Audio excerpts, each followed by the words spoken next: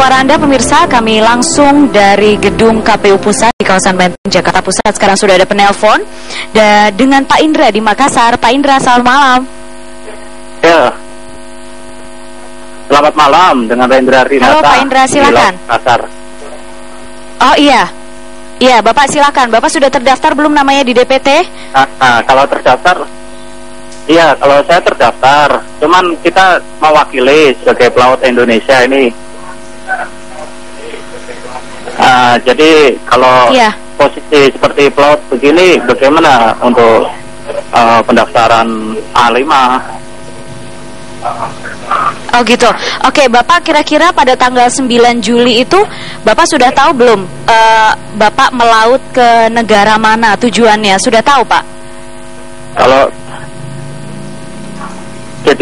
Kalau untuk pelaut itu kan pasti tahu destinasi tujuan selanjutnya. Jadi kalau misalnya pas posisi 9 Juli nanti itu kita tidak sempat untuk mendaftar pulang kampung kan. Jadi bagaimana cara untuk pemilihan suara untuk baik. pelaut Indonesia gitu. Baik, terima kasih Pak Indra. Nanti kita tanyakan ke Pak Arif ya, suara dari pelaut kita melaut ke negara tujuan, bagaimana cara mengurusnya gitu. Ada penelpon berikutnya dengan Pak Stefanus di Surabaya. Pak Stefanus, selamat malam. Halo Pak Stefanus.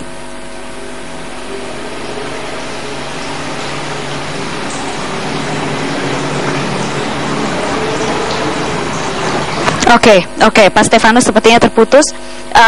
Sebelum dijawab Mas Arief, saya ada beberapa pernyataan dari warga di DKI Jakarta yang memiliki permasalahan yang sama terkait dengan nama mereka yang tidak terdaftar dan domisili. Kita simak dulu. Seperti apa? Belum ngecek sih, belum. Tapi tahu kan bisa ngecek, tapi belum ngecek. Kali ini pertama kali pemilu. Iya, kalau buat pemilu pertama kali. Iya. Informasinya dari mana? Kebetulan saya dapat informasi dari Pak RT setempat ya, dan kebetulan juga karena beliau rumahnya dekat dari rumah saya, jadi diinformasikan bahwa kalau yang sudah tercantum namanya itu terdapat di online juga gitu. Aku sendiri sih belum ngecek, Mbak. Tapi tahu kan infonya? Sebenarnya tahu ada infonya. Belum pernah ngecek. Ya. Tapi balik dari sini sih saya langsung buka online-nya gitu. Masih asli di Jakarta? Kalau asli dari Garut, cuma di sini kerja aja. Jadi udah tahu juga ada infonya kan kalau misalnya bisa. Iya, udah tahu. Jadi kita ngecek dulu, kita terdaftar di sana, baru ke kelurahan terdekat.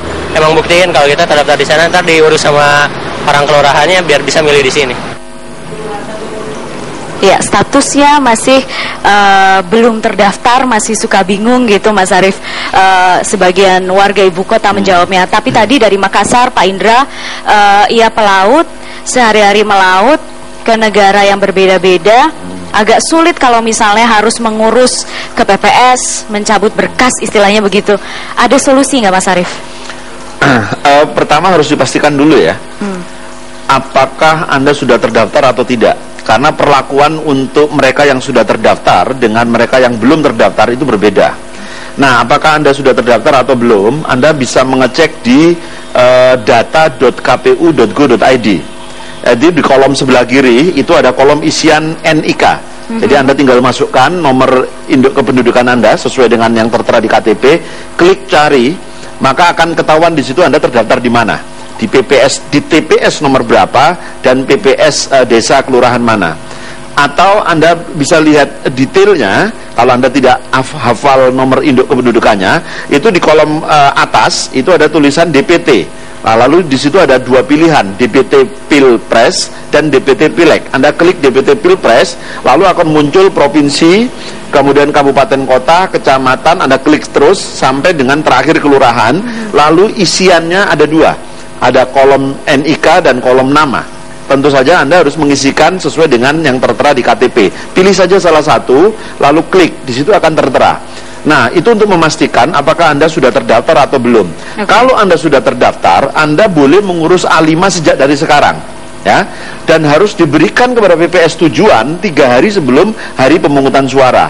Jadi memang sudah memilih di mana pastinya akan memberikan hak suara gitu ya? Iya, sekurang-kurangnya 3 hari sebelum hari pemungutan suara sudah diberikan kepada PPS. Atau yang kedua, kalau Anda belum terdaftar, maka memang di dalam ketentuan kita, Anda harus memilih di lokasi di mana Anda tinggal.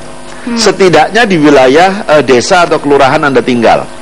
Kenapa itu harus dibatasi? Karena satu, keterbatasan surat suara di masing-masing TPS. Karena kalau tiba-tiba ada modus ini dalam tanda kutip, orang dikerahkan ke satu TPS, semua minta milih di situ, nggak mungkin. Oke. Kedua, memudahkan identifikasi. Jadi kalau Anda memang tidak terdaftar, maka Anda harus dikenal oleh petugas. Makanya kemudian kami membatasi kalau Anda belum terdaftar, Anda boleh menggunakan hak pilih di mana Anda tinggal, di dekat lokasi Anda tinggal. TPS itu harus berada di wilayah kelurahan di mana Anda tinggal. Kalau misalnya untuk yang tadi DPK, DPKTB, pada hari H misalnya kita datang ke TPS yang sesuai domisili KTP, menunjukkan KTP itu bisa, Mas Arief? Bisa. Bisa ya, tapi itu harus di wilayah di mana Anda tinggal, wilayah kelurahan kita tinggal. Dan itu mendapatkan waktu 1 jam sebelum TPS tutup. Ya, karena yang terdaftar harus diberi fasilitas terlebih dahulu. Karena surat suara itu kan disediakan sesuai dengan jumlah DPT plus 2%. Iya. Gitu kan. Jadi kalau semua diperlakukan sama sejak awal, nanti jangan-jangan justru yang belum terdaftar ini yang menggunakan hak pilih, yang giliran yang terdaftar mau menggunakan hak pilih, surat suaranya habis. Nah, ini berlaku untuk Anda pindah, maaf itu yang DPKTB. Untuk yang DPTB, yang Anda mau pindah menggunakan hak pilih, berlaku juga baik di dalam negeri maupun di luar negeri. Jadi kalau Anda mau pindah, seperti yang dicontohkan oleh Pak Indra tadi, mau keluar negeri, maka form A5 ini nanti diberikan kepada PPLN yang ada di luar negeri. Itu bisa diserahkan? Itu bisa. Pada hari H bisa? Sekurang-kurangnya 3 hari sebelum hari pemungutan suara. Sekurang-kurangnya 3 hari ya? Ya, ini untuk mengantisipasi satu ketersediaan surat suara, gitu ya. Kedua, jumlah pemilih.